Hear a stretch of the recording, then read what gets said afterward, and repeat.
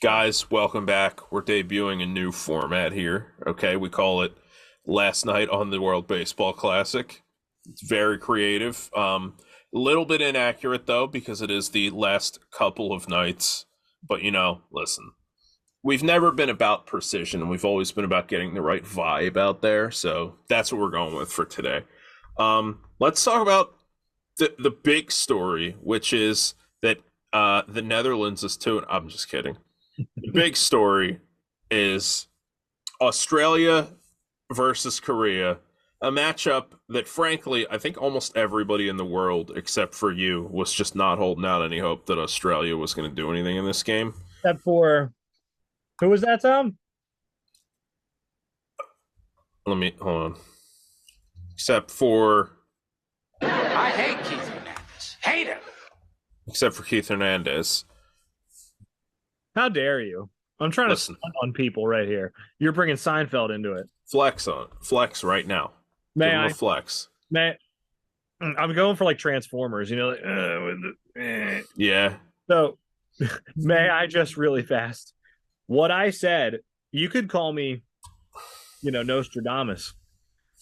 What happened was, I had said, if Australia gets excellent starting pitching, if Korea has a bad night, and Australia can sneak out a couple of runs, they could win. And all the breaks go their way, they could win. And I was wrong on one aspect. They got 8 runs. I thought it was going to be like 3-2, something like that, if they were going to win. Right. But everything else, their starting pitching, Jack O'Loughlin was fantastic. And then Mitch Newborn pitched 2 more innings, so they piggybacked him. And they got 4 innings of no-hit ball. Fantastic. Yeah. Korea. Yeah, I mean, there was was it Sheriff who came in and it was Daniel McGrath gave up. Okay, so But the first 4 innings for Australia were rock solid, which gave them, kind of the base to say, all right, we can do this. So they obviously got out to the 2-0 lead with Tim Cannelli's homer and I don't know, Darryl George, I think, scored on a sac fly. And so here's what happened, right? They got the starting pitching. They got the breaks. They got a couple of calls that could have gone either way, right? Like that Tommy Edman stolen base, that kind of thing. Korea had an off night with that guy, I don't remember his name, getting picked off getting tagged out at second base after his double. Dude, I want to devote like a full conversation to that. That's so Bush League. We can get into that in a second. But like everything that could have gone wrong pretty much for Korea went wrong. Everything that could have kind of gone right for Australia, other than them not being able to find the strike zone in the 8th inning, kind of went right. They got some breaks. And, man, their hitting showed up. Robbie Glendening was one of their best hitters coming into the contest. He went yard. Tim Cannelli has been the greatest player in Australian Baseball League history. He went yard. And then, Tom, I want to squash the beef. I want to squash Yeah, is it time to bring this segment out of retirement? David Nielsen is one of, if not my favorite baseball player of all time. And just to give a quick backstory, David Nielsen. You're going to do Jake Kalish like that? All right, MLB player. David Nielsen was a 10-year big league veteran. He was a catcher. He was an all-star with the Brewers. He was very, very good. And he was the 3rd player in Australian history, arguably the best player in the history of the nation. Dave Nielsen stopped playing in MLB after 1999, after an all-star season. And I think he was like around the age of 30. And he still could play. He got contract offers, and he signed with Japan so that he could play in the Olympics for the Australian national team. Obviously, that means a lot to them. And then after that, he won a silver medal with them in 2004. And then he put in millions of dollars of his own money to restart the ABL in 2010. Remarkable. I love David Nielsen. Yeah. And this guy is the hero of Australian baseball in so many ways. They have a lot of guys. Grant Balfour, Peter Moylan, Liam Hendricks have been excellent big leaguers, and they were great ambassadors for the game. No one has done more for Australian baseball than David Nielsen.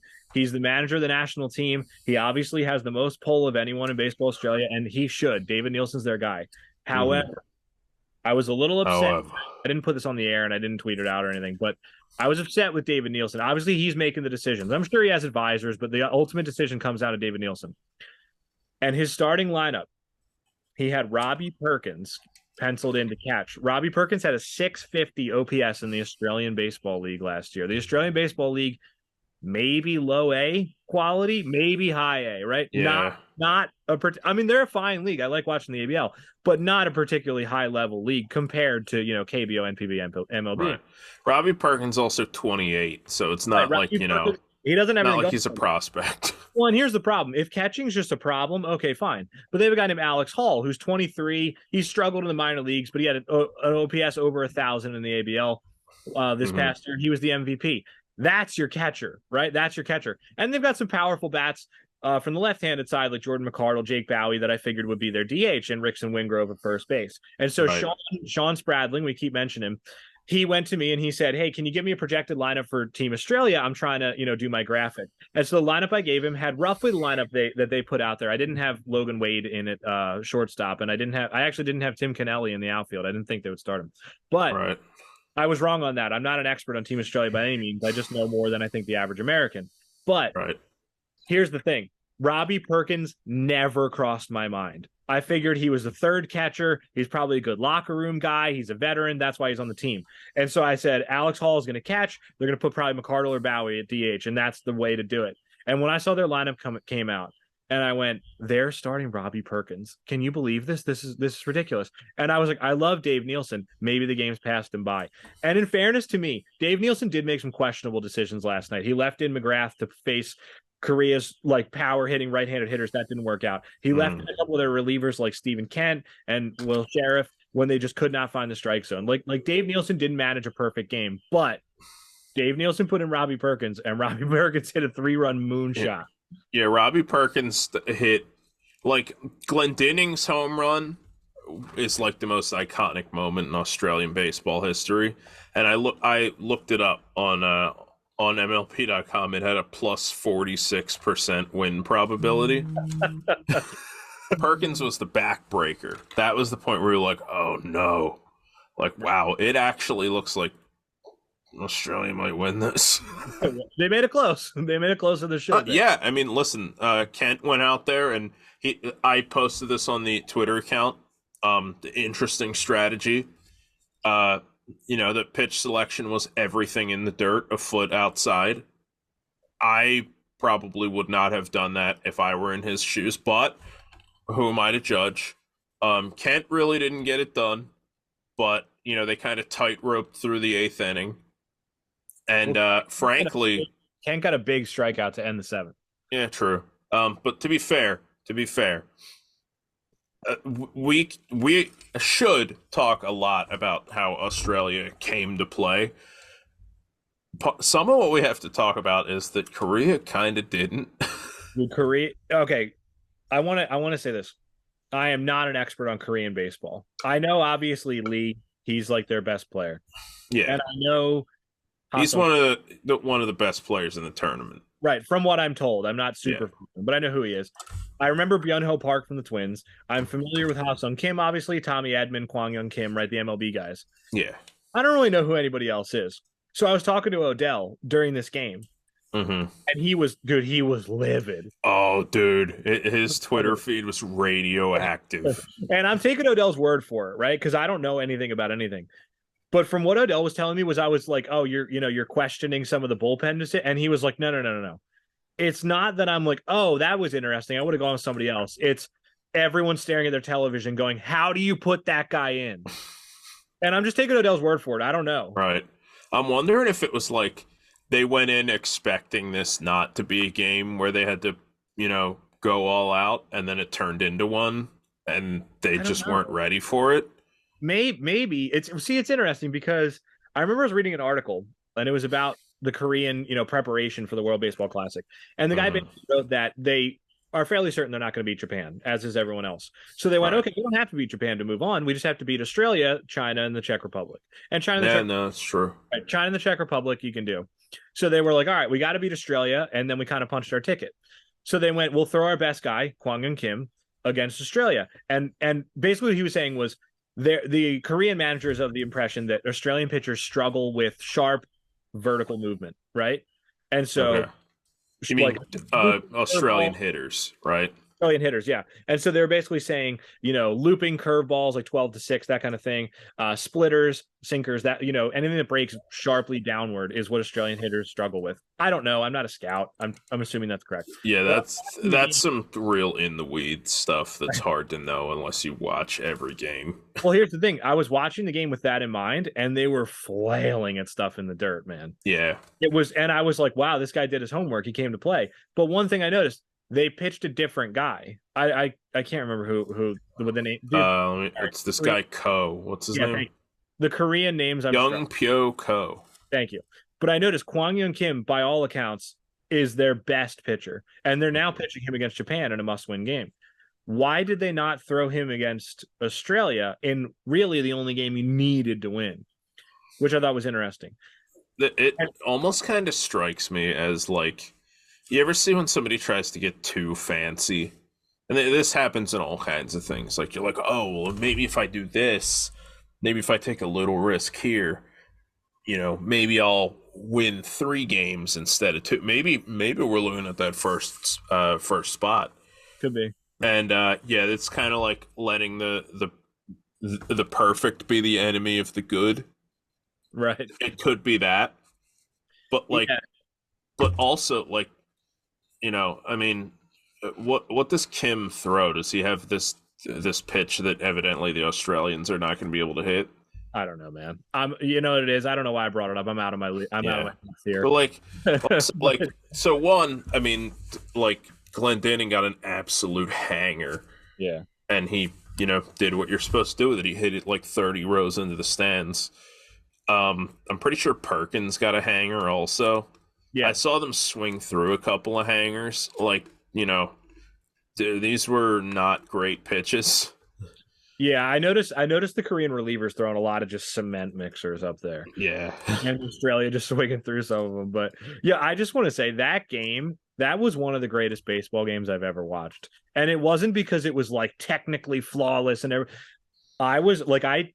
was a split second. There were 3 outs in the 8th inning where I was like, whoo, obviously I want Australia win. Where I was like, all right, 8-4. 2 innings left. I think they could do it. And then that was back into like edge of your seat. It was bananas. And the whole Stephen Kent went, no. Yeah, it was crazy, man. Like the entire time I was waiting for the other shoe to drop. And then Australia would get back on top. And I was like, oh, amazing. And, it was so well, it felt like the other shoe dropped when Yang hit the 3-run homer. It was like, okay, well, hey, it's been fun. That was cool. Australia, they're going to make it a ball game. They're going to make them work for it. And they held on to that lead. It was 4-3? Or I think it was 4-2. Right? Yeah. And then Glendening came up after they had the one guy bunt. I don't remember who it was. And I remember you texted me, and I also tweeted this. Like, we were like, dude, why are you bunting there? Like, and then Glendening hit an absolute nuke, and I proceeded to tweet, this is why you don't bunt. Right, exactly. Because the bunt didn't mean anything. No, it didn't. It didn't help them at all. Because if you remember, they bunted to get runners on second and third with 1 out. And it was Kennelly, right? It was Kennelly. And Alex Hall struck out on a pitch in the dirt to make it 2 outs. Yeah, that was a terrible at bat, if I remember right. But, I mean, like you said, it wasn't like the most technically proficient game. The power hitting was on point in this game, and I love to see it. A lot of the other things, and a lot of this criticism is going to be directed at Korea because just expectations are higher for Korea. But and they lost. I mean, but like you saw, I mean, this happened on Australia too. You saw 2 guys get picked off, just absolutely napping. Yeah. Both in big situations too. Like both teams needed those base runners at the time. And then you have who was it? The dude who hit the double. Was that Kang? I mean, like he hits a double, barely missed a home run, by the way. Right, bomb. And he gets second base like standing up, and then he starts celebrating, and he walks off the bag. And Glendening just tagged him, and he was out. And I was like, dude, what? what I could see if you slid in and you came off the bag. I get yeah. it. That was a stand-up double, and he just walked off the bag because he just wasn't paying attention. And it's like, oh, dude, what are you doing? Inexcusable. And then the guy after him hits a single. It's like, bam, that would have been a tie game. But because he just walked off the bag because he was, in outer space, it's nothing. It was a bases empty single. It's like, that's the stuff that loses you winnable games. Yeah, it absolutely was. It absolutely was. And that game, like that was another one of those where like, dude, they were playing with my heart the entire game. Yeah. Where it's it's a 1-run ball game. That guy hits a double, and I'm like, they're gonna start mounting a comeback. And like the whole time, I was like, Korea is the better team. Yeah. At some point, the clock's gonna strike midnight. Australia's gonna start to slip away, and then they're gonna score one run, 2 runs, 3 runs, and it's gonna fall apart. And that double, I was like, oh no, here we go. You know what I mean? Yeah, you're like, this is it. And then I saw Glenn Dinning like kind of cheekily put a tag on him. And I was like, oh, clever. Maybe he got him. And the umpire signal safe. And I was like, oh, okay, whatever. It was worth a shot. And they reviewed. And I was like, did it really get him? That was it. There were a couple of heads up plays that Australia was not perfect. They issued a lot of walks. But yeah, there was obviously the Glenn Dinning tag out, which was amazing. Mm-hmm. But one thing I want to draw attention to, and I said this, I was watching Dan Vaughn's live stream. Dan Vaughn, friend of the show, go follow him at Dan Vaughn Jr. But Dan Vaughn, I was watching his live stream Talking Baseball Australia after the game, and one of the things that I mentioned to him that he agreed with me on was that bunt single by Aaron Whitefield was incredible to me. He saw the infield was in, and he placed one right in the 5.5 hole.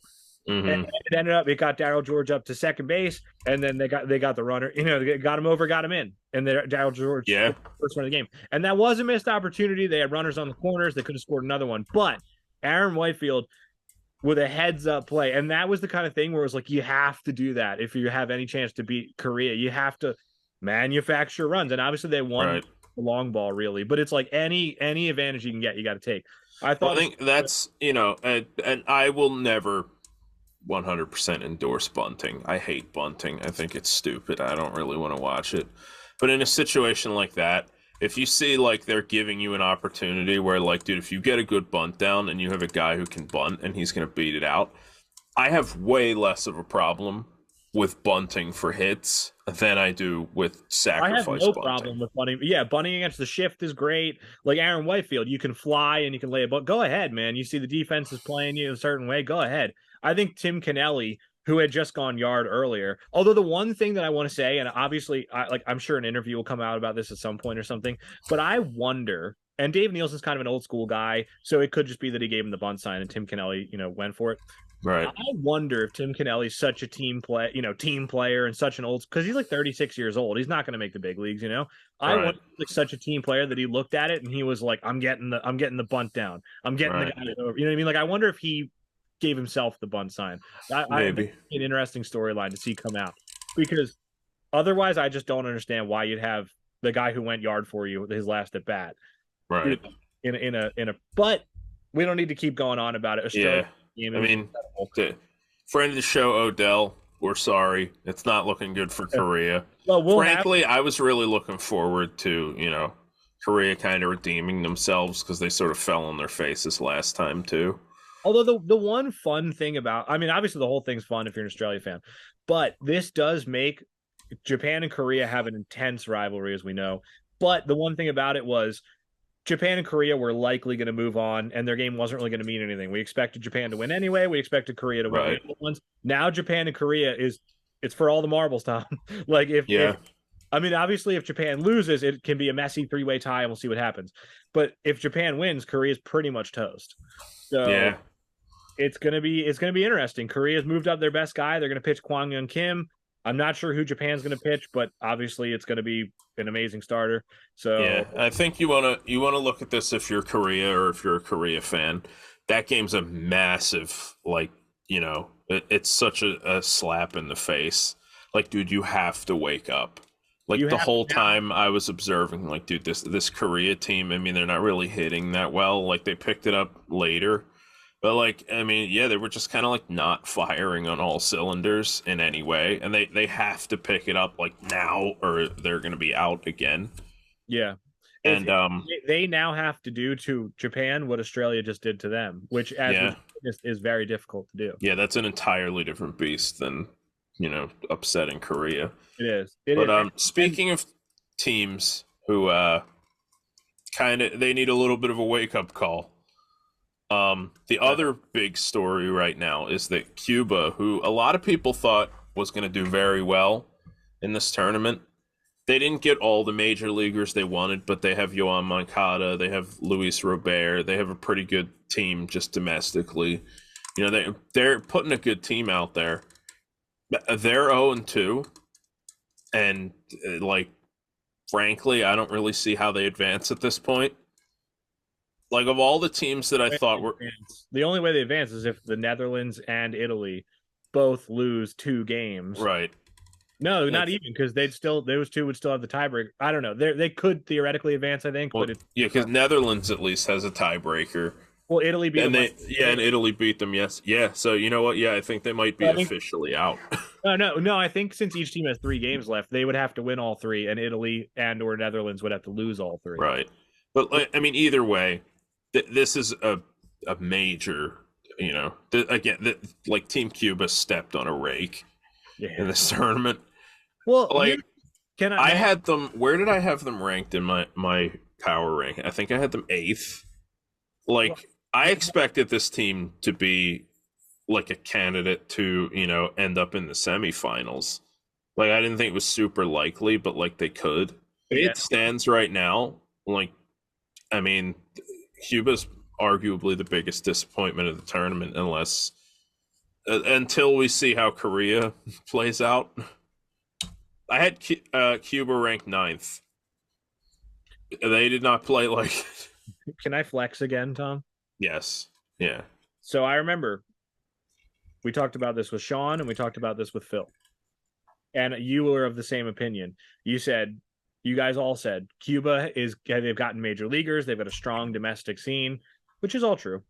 Yeah. Cuba is a force to be reckoned with. And I think everybody said Cuba and Netherlands are going on. Cuba's going to win the pool. You picked Netherlands, Italy. I picked Netherlands, Italy, and I remember saying, I'm very big on myself this episode, you can tell. I remember saying... Hold on.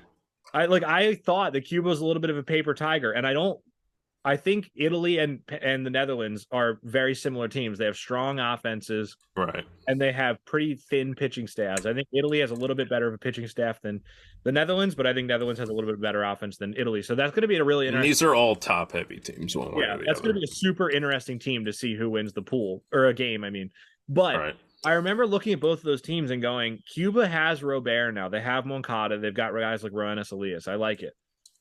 I don't think they're better than these 2 teams. I still am sticking with Italy and Netherlands. And I was right. I was gonna say, listen.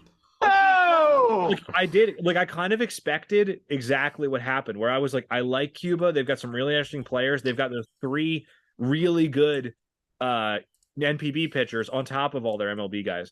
And they just underperformed. I saw some questionable managing. One thing I really didn't like was their guy in the bullpen is Livan Moinello, and he had him pitching in the top of the 9th in a 4-2, losing 4-2. And I remember just getting him some work in. I tweeted at Sean and I was like, "Yo, what is this?" I remember on the one hand, you go, well, it's tournament baseball. You got to try and win every game. If you can keep him at 4-2, then who knows what can happen. But I feel like at that point, you go to another reliever you kind of trust. You save your best arm to shut down the game that you can win. The way they were hitting, you're just not going to win that game. And obviously, that's what happened. I mean, that's probably a little bit of hindsight, but you are right that is what happened. Because I remember I tweeted that at the time. I can put it up if you want. Oh yeah, no, put it up, prove it. Yeah, but me and Sean were had the same exact reaction of just being I didn't get that one. Right. Anyway, I don't know. Well, I'm going long here talking about myself. What else would you want to touch on? I mean, I think that the big thing that I think Phil might have said something about this Cuba dugout. I'm gonna go on record the same thing. I think I mentioned this team needs a wake up call. Frankly, this program needs a wake up call. Yeah. Because part of the reason that they're not putting out, frankly, one of the best teams in the entire tournament. Like a decent part of the reason is like politics and like, the government and the baseball program kind of like not seeing eye to eye on certain things. Like if they the government and the way they treat the players.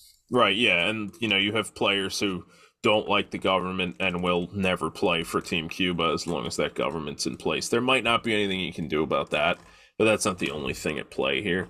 So, like, with that dynamic in place, like if you're the Cuban baseball program, you have to kind of look at that and be like, if we want to be competitive on the world stage, like that's a big hurdle right now. Right. That we kind of are doing to ourselves in a lot of ways. Agreed. So I think that, the thing that Cuba's going to have to do a mirror check. They're going to have to look in the mirror and be like, listen, either we don't want to be competitive, or either being competitive on the world stage is less important to us than, political machinations and all that type of stuff. Or we're going to have to figure something out so that we can actually put our best foot forward in this tournament. Right. Because we have seen Cuba go far. They went to the finals in the first ever World Baseball Classic. So we know that there's good baseball talent coming out of that country. It's just that they have, they sort of shot themselves in the foot in a lot of ways. And they're not the only team that did this. It's just theirs is probably the most political. Yeah, I think a lot of those bridges are probably already burned, like Jose Abreu, Yuli Gurriel, Yeah. John Alvarez. I mean, I don't know about these guys specifically, but a lot of the big name players you don't see, I think a lot of it probably has to do with the government. So it might be one of those things where if you reverse course now, you're probably not getting Jose Abreu back. He's in his mid 30s. He's doing his thing. Right. But I think the most important thing is you have to check yourself basically. And get the mirror check. Well, I don't know the political, I don't know how to fix it if I'm Cuba, but I'm sure they have what some things they could do. But I think you have to do that so that moving forward, your next stars don't feel the same way. Right. Yeah, like right now there's a huge outward pressure if you're good at baseball in Cuba, which this is true in, practically every country that isn't the United States, but especially in Cuba.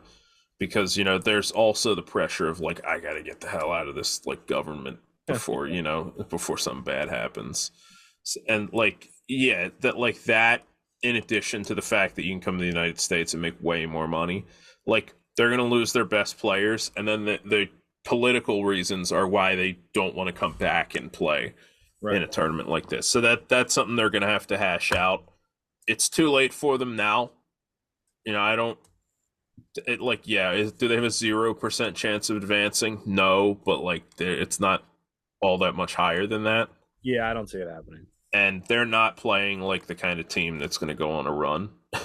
Right. Like Moncada and Robert are combined like 1 for 17 or whatever. I mean, that's those guys are their biggest hope. So they need to do the mirror check, like I said. They need to be looking in the mirror. They need to decide what kind of program they want to be. And there's going to be a lot of changes ahead for Team Cuba. Outside of that, the other big thing to take note is that Panama put kind of a hurting on, was it China? Taiwan. Yeah, Taiwan. Panama beat not to get political or anything. They put a hurting on Taiwan. They beat them 12-5 in a game that I think a lot of people had Taiwan winning, which is, that was interesting. Taiwan is a regional power, sort of. So that was interesting. Obviously, Korea and Australia was the big news. We talked about Cuba versus Netherlands. That was a 4-2 game. Panama lost to the Netherlands 3-1. That was to be expected. And then early this morning in the United States, China lost to Japan 8-1, which really fast, we've only got a minute, but really fast, I just want to mention the fact that China didn't get mercy ruled and the fact that China scored a run off of Shohei Ohtani, I think is miraculous. Like that, if you're China, you got to hang your hat on that. Somebody on their team yard against Shohei Ohtani, and they played all 9 innings and they didn't let up 10 runs. Baby step. Yeah, I mean, they are, they were definitely a mercy rule candidate. Yeah. So I expected them to go out there and just get trounced, and I expected them to lose handily to the Czech Republic. After what I saw last night, I wasn't impressed by Team China, but they did fare better than I thought. I think the China-Czech Republic game tonight will be a little more exciting than I thought it would be. So Yeah. that's what's coming up. And then obviously Italy-Cuba was a 6-3 Italy last night. It went to extra innings. It was close for a while, but it didn't end up that way. Right. Tonight, So the Czech Republic and China, I don't know if you guys this will be over by the time you hear it. I got Czech Republic beating China, and same. I think I had Cuba beating Panama, so I guess I'll stick with that. The way Cuba's playing, I don't know, man. Well, I think that Cuba has the advantage of just being flat out a better team than Panama, which is not true of their last two matchups. Yeah. Panama has been exciting, though. Panama has been better than I thought they would. Yeah. I mean, this dude Bolanos is evidently one of their better pitchers, so I think the game to watch, if you love the storyline, is going to be the Czech Republic China. Yeah. If you're interested in Cuba's fate, then you're going to watch that Cuba game and you're going to be crossing your fingers pretty hard. Yeah. Well, I think for anybody who's just a general fan of the World Baseball Classic, like obviously if you're Cuba centric, then you're gonna watch that game. But they're on at roughly the same time. The China Czech Republic is on at 10 p.m. Eastern, and Panama is at 11:30. So you kind of got to pick one game to watch. I'm definitely watching China Czech Republic because Cuba Panama I don't think is going to have a big impact on the standings. I think Chinese Taipei is going to, or Taiwan, whatever, is going to finish fifth and have to requalify. And the other two teams are going to be fourth, third, and fourth. So it doesn't really matter. Right. China Czech Republic, whichever team loses that, most likely will have to requalify. So that'll be interesting. Both teams are kind of fighting for life here because both teams don't really have a chance to move on. They both just don't want to have to requalify. So it'll be interesting to watch. Obviously, Czech Republic is a great human interest story. I'm pulling for the Czech Republic. I love them. I think China, frankly, has gotten far too many chances to field a competitive team in the World Baseball Classic and just can't do it. So, I'm sort of sick of seeing Team China. I just want them. I kind of want them just out of here so we don't have to deal with it anymore. Right. I want better. You could. I don't know if they would be in the same qualifier, but you could probably replace China with a team that actually tries, like Pakistan. Or just one of the teams that didn't make it. Like you put, Brazil in, or that's fair. Like Argentina was exciting, that kind of, Spain, like that kind of thing. You know what I mean? Yeah. Like China, I mean, I can see what MLB is doing. They want to establish China. They want to make money. It's not working, man. You know what I mean? Like let's not even bother. Anyway, we've only got a minute left. I can't wait to watch the World Baseball Classic tonight. We got 2 weeks of it. The early morning games I can't watch, or I mean I could, but I don't want to because I'm not going to. Yeah. Yeah, that whole getting up at 4 o'clock in the morning thing. Right. Everything else, I rearranged my work schedule so I can watch pretty much every game. Hopefully, we're going to be doing these, if not every day. That's a little bit of a tall ask because we're idiots. A little bit of a tall ass. Yeah. Hopefully, every other day. So stay tuned for those. Go check us out. Email us at thebaseballpod@gmail.com. Tweet at us whenever at the Baseball Pod 2 on Twitter. And check out the revamped Twitter feed. Yeah, we've had a little bit of a shake-up there. I was doing it myself, and I suck at social media, so I was going, great interview with whoever today. Tom has gone on there and been snarky. So that's true. Yeah. So that's been a lot of fun. Anyway, everybody, thanks for listening to this episode of the Baseball Podcast. Enjoy the World Baseball Classic. And as always, his name is Dan Arlo. and we'll see you in the next one.